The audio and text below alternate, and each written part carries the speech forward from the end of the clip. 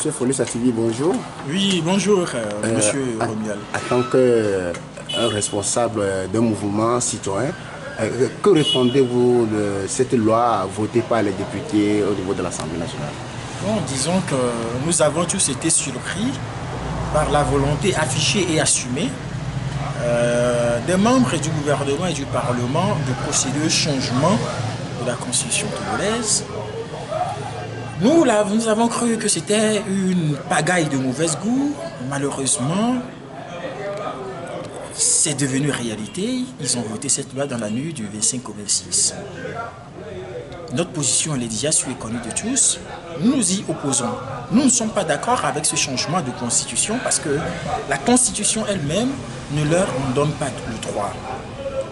L'article 144, notamment de cette constitution, dit clairement qu'aucune modification ne peut être engagée ou poursuivie durant la vacance, durant l'intérim ou lorsqu'il est porté atteinte à l'intégrité du territoire national. Or, le mandat de ceux qui se font appeler actuellement députés a expiré depuis décembre 2023. Et logiquement, ils ne peuvent que gérer les affaires courantes. C'est pourquoi la Constitution, dans son article 52, a clairement dit que les députés actuels restent en fonction jusqu'à la prise de fonction effective de leurs successeurs élus. Donc, ils sont chargés d'expédier les affaires courantes.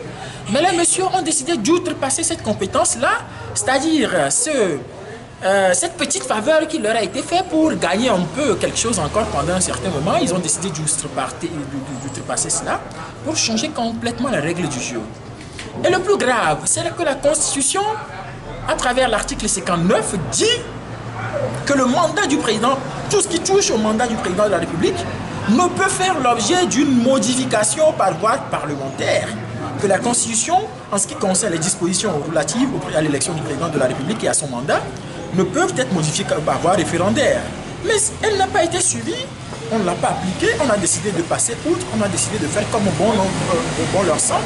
Mais tu sais, c'est quand même pas surprenant parce que depuis le vote de cette Constitution en 1992, il y a les 3% qui n'ont pas voté cette Constitution qui se sont donnés pour mission de tout faire pour la faire disparaître. Et je rappelle, en 1992, il y a eu 97% qui l'ont voté et 3% qui étaient contre. Et parmi ces 3%, il y avait M. Faure Gnassingbé, il y avait M. Barké, il y avait M. Soli Toki, il y avait tous ceux-là qui aujourd'hui se retrouvent en train de modifier cette Constitution-là. Il y avait ceux-là. Et donc, depuis cette date, leur mission qu'ils se sont donnée, c'est de charcuter cette Constitution-là, de la voir disparaître. C'est ce qu'on peut retenir à travers les modifications successives intervenues. En 2002, ils l'ont modifié également dans la nuit. Après 2005, à la mort de Yadema, ils ont modifié la Constitution sous prétexte de permettre à Faure Gnassingbé de terminer le mandat de son père. Je ne sais dans quel pays ça c'est une fois passé ou dans quelle Constitution l'a dit. Ce n'est qu'à la faveur de la mobilisation populaire qu'ils sont revenus, qu'ils ont rebroussé chemin. Également, en 2019, ils ont refait le même coup. Alors, qu'est-ce que vous pouvez comprendre de ce qui se passe? C'est qu'en réalité, les gens, depuis toujours, n'ont jamais été d'accord avec la Constitution. Voilà pourquoi ils n'ont jamais voulu l'appliquer. La Constitution de 92 n'a jamais été appliquée dans son intégralité. Ils appliquent juste ce qui leur semble bon. Et ce qui semble bon pour le peuple a toujours été laissé de côté. Aujourd'hui, nous nous retrouvons devant un dilemme. Que faut-il faire? Je pense que la seule voie de salut pour le peuple, c'est la mobilisation générale. Le peuple, dans toute sa quintessence, doit pouvoir se mobiliser, se lever et dire stop et non. Tu vas dire stop et non. Maintenant, qui donne le mot d'ordre? C'est le problème. Nous sommes en train de faire les consultations pour voir s'il est possible de faire des actions concertées pour éviter une promulgation de cette loi et son application sur l'étendue du territoire national. Mais s'il advient que ces consultations n'aboutissent pas à quelque chose de sérieux, nous serons obligés de toute façon d'agir. De toute façon, dans les jours qui viennent, nous allons nous faire entendre. Parce que c'est une affaire non pas forcément collective, mais c'est une affaire, après tout, citoyenne. Chaque citoyen, où qu'il se trouve, est appelé à agir, à mettre tout en œuvre pour faire échouer tout coup de force constitutionnel. Alors, je pense que c'est ce que nous allons devoir faire également.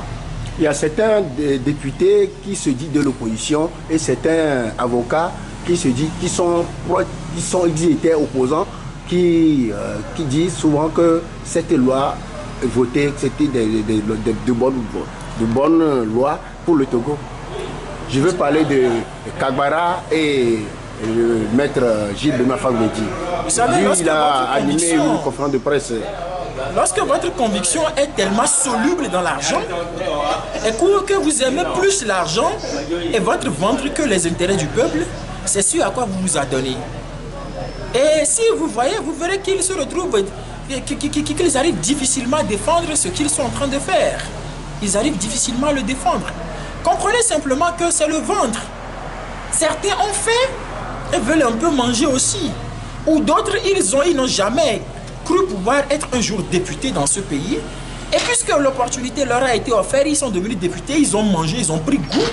Alors, qu'est-ce qu'on fait? Qu'est-ce qu'on fait? On va continuer par bouffer, on va continuer par manger. Parce que de toute façon, si on ne le fait pas, il n'y a pas d'autre possibilité. Le peuple ne va pas nous donner un mandat, le mandat qu'il faut. Donc, disons simplement que c'est l'argent. C'est le ventre et l'argent, c'est tout. Monsieur Foley Sativi, quel est votre dernier message pour les Togolais qui vont vous suivre sur notre plateforme Togovision? C'est de rester concentré. C'est de rester concentré, déterminé et résolu à faire aboutir cette lutte contre le changement de la Constitution. Et si besoin est, de rester toujours résolu à faire partir le régime tout entier dans ces conditions-là. Monsieur Foley Sativi, merci. C'est moi qui vous remercie.